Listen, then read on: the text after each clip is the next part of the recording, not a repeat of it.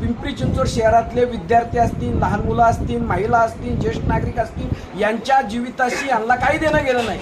यांना फक्त एकमेकाची कुरघोडीचं राजकारण, एकमेकाला काटशेवाचं राजकारण हे करण्यामध्ये इंटरेस्ट आहे, असं कालच्या सभेमधनं निदर्शनास आलेलं आहे।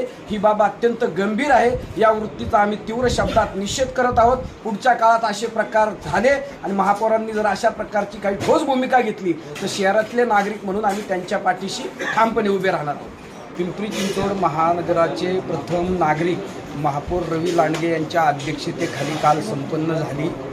ही सभा सुरू होत असताना वंदे मातरम या विषयावरती या सभेला तहकूब करण्याची भूमिका सत्ताधारी पक्षाच्या वतीने घेण्यात आली।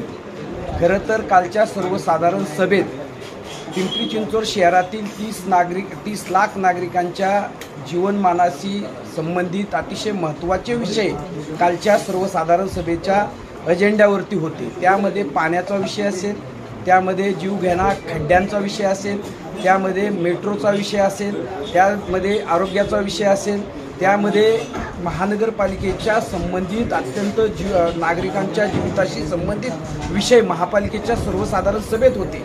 आणि अशा सभेचे कामकाज सुरू झाल्यानंतर वंदे मातरम, ज्या वंदे मातरमच्या संदर्भात संपूर्ण देशभरामध्ये 2 विचारधारा आहेत, तो विषय त्या सर्वसाधारण सभेत घेऊन ही महापालिकेची सभा तहकूब करण्याची सूचना सत्ताधारी पक्षाच्या वतीने त्या ठिकाणी मांडण्यात आली। माननीय महापौरांची ही सर्वसाधारण सभा घेण्याची त्यांची इच्छा असताना त्यांची मुस्कटदाबी करण्याचा प्रयत्न सत्ताधारी पक्षाच्या पक्षनेत्यांनी आणि त्यांच्याच नगरसेवकांनी त्या ठिकाणी घोषणाबाजी करून करण्याचा प्रयत्न केला। एवढंच नव्हे तर महानगरपालिकेच्या महापौरांच्या डायटच्या समोर येऊन त्यांनी घोषणाबाजी करण्याचा प्रयत्न या ठिकाणी केला। पिंपरी महानगरपालिकेच्या इतिहासात पहिल्यांदाच महापौरांच्या समोर सत्ताधारी पक्षाचेच लोक अशा प्रकारे उभे राहून त्यांची मुस्कटदाबी करण्याचा प्रयत्न त्यांनी केलेला आहे। पिंपरी चिंचवड महानगरपालिकेचे प्रथम नागरिक रवी लांडगे हे प्रथम नागरिक आहेत, महापौर आहेत आणि पिंपरी चिंचवड शहरातल्या 30 लाख नागरिकांचं ते प्रतिनिधित्व करतात।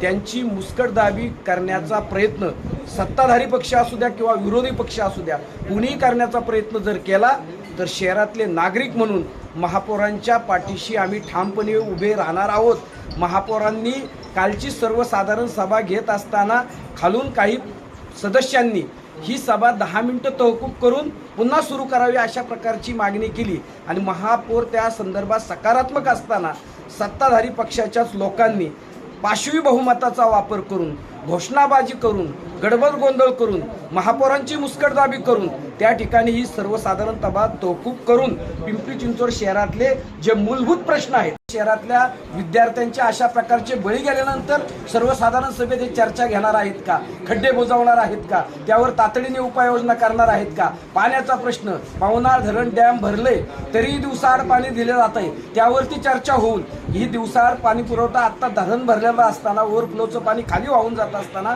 खरं तर पाणी कपात केली पाहिजे, पाणी कपात न करता पाणी पूर्ववत केलं पाहिजे, यासाठी सर्वसाधारण सभा होणे गरजेचे होते। स्वान दुसरी परिसरामध्ये एका लहान बालिकेला कुत्र्यांनी अक्षरशः फाडण्याचा प्रयत्न केला, त्यावर या महापालिकेत चर्चा होणार होती। म्हणजे पिंपरी चिंचवड महानगरपालिकेचे जे काही सदस्य 128 आहेत, पिंपरी चिंचवड शहरातले विद्यार्थी असतील, लहान मुलं असतील, महिला असतील, ज्येष्ठ नागरिक असतील, यांच्या जीविताशी यांना काही देणं गेलं नाही। यांना फक्त एकमेकाची कुरघोडीचं राजकारण, एकमेकाला काटशेवाचं राजकारण हे करण्यामध्ये इंटरेस्ट आहे, असं कालच्या सभेमधनं निदर्शनास आलेलं आहे। ही बाब अत्यंत गंभीर आहे।